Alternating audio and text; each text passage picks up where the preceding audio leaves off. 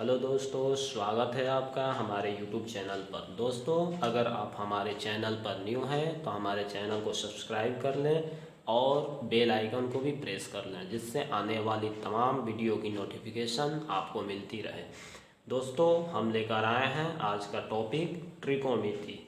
English में इसे trigonometry भी बोलते हैं। दोस्तों, अगर त्रिकोणमिति का हम संधि विच्छेद करते हैं तो होता है त्रि का अर्थ तीन, कोण का अर्थ कोण और मिति का अर्थ माप होता है, यानी त्रिभुज के तीनों कोणों की माप। किसी त्रिभुज के तीनों कोणों की माप त्रिकोणमिति है। आगे देखते हैं इसका परिभाषा। त्रिकोणमिति गणित की वह शाखा है जिसमें त्रिभुज और त्रिभुजों से बनने वाले बहुभुजों का अध्ययन किया जाता है। इसमें हम त्रिभुज से और त्रिभुज से बनने वाले बहुभुजों का अध्ययन करते हैं। त्रिकोणमिति का शाब्दिक अर्थ है त्रिभुज का मापन। किसी भी त्रिभुज का मापन जो है त्रिकोणमिति का शाब्दिक अर्थ है, चाहे कोण का माप हो या फिर भुजा का माप हो। आगे हम देखते हैं त्रिकोणमितीय अनुपात। दोस्तों, त्रिकोणमितीय अनुपात किसी एक संपूर्ण त्रिभुज के तीनों भुजाओं में कर्ण होता है, लंब होता है और आधार होता है कि लंबाई के आपस में अनुपातों को त्रिकोणमितीय अनुपात कहा जाता है। दोस्तों, जैसे हम एक समकोण त्रिभुज लेते हैं,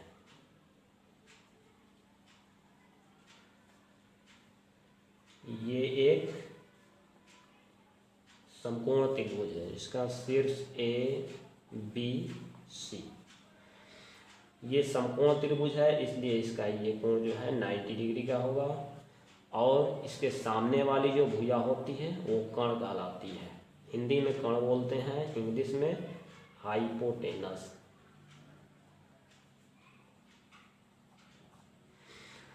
अब यहाँ पर हम एक थीटा कोण लेते हैं। एक थीटा कोण के सामने वाला जो भुजा होता है उसको लंब बोलते हैं, इंग्लिश में इसे बोलते हैं परपेंडिकुलर।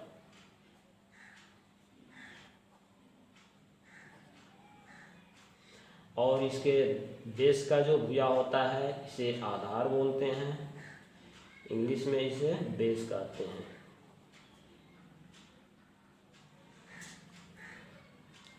दोस्तों, अब त्रिकोणमितीय अनुपात 3/6 होते हैं, जिसमें 3 मुख्य होता है और 3 जो होता है इसका अपोजिट होता है।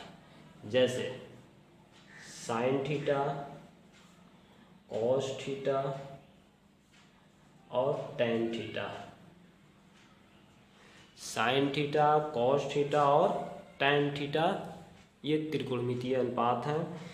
और साइन थीटा का जो अपोजिट होता है कोसेक थीटा होता है, कॉस का जो अपोजिट होता है वो सेक थीटा होता है और टेन का जो अपोजिट होता है वो कॉट थीटा होता है। दोस्तों, साइन थीटा बराबर होता है लंब बटा कर्ण, कॉस थीटा बराबर होता है आधार बटा कर्ण और टेन थीटा बराबर होता है लंब बटा आधार। उसी प्रकार से ये कॉसेक थीटा है जो साइन का अपोजिट होता है, इसलिए ये उसका उल्टा हो जाएगा, यानी कर्ण बटा लंब। और ये सेक थीटा कॉसेक का अपोजिट होता है तो इसका उल्टा इसमें हो जाएगा, कर्ण बटा आधार। और ये कॉट थीटा टैन थीटा का अपोजिट होता है, इसलिए ये इसका उल्टा हो जाएगा, आधार बटा लंब।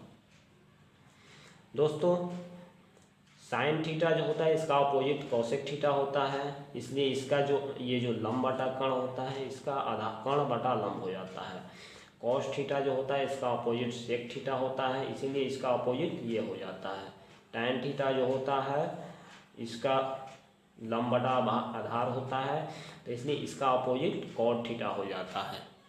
दोस्तों, अब देखते हैं ये टैन थीटा बराबर लंब बटा आधार कैसे होता है।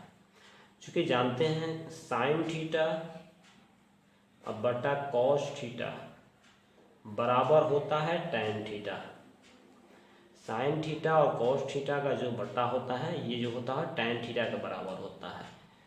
तो इसलिए sin थीटा बराबर यहाँ लंब बटा कर्ण है और cos थीटा बराबर आधार बटा कर्ण है। तो ये tan थीटा के बराबर कैसे होता है देखते हैं। कर्ण कर्ण यहाँ कट जाता है और बचता है लंब बटा आधार, इसलिए tan थीटा बराबर लंब बटा आधार होता है। दोस्तों कैसा लगा हमारा ये वीडियो? अगर अच्छा लगा हो तो इसको लाइक और सब्सक्राइब कर लें और अपने दोस्तों में भी इसे शेयर करें। धन्यवाद।